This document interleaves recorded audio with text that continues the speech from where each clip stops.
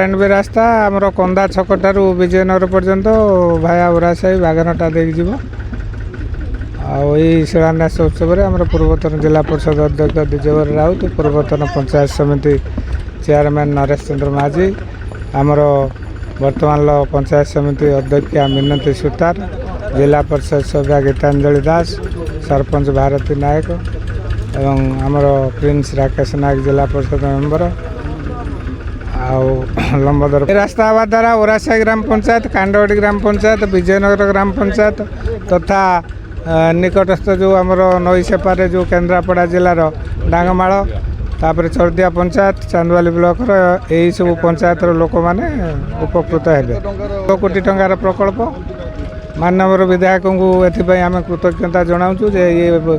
प्रकल्प निहाती आवश्यकता थिला एवं लोक मैंने बहुत असुविधार पड़ते रास्ता संकीर्ण थिबारु ये रास्ता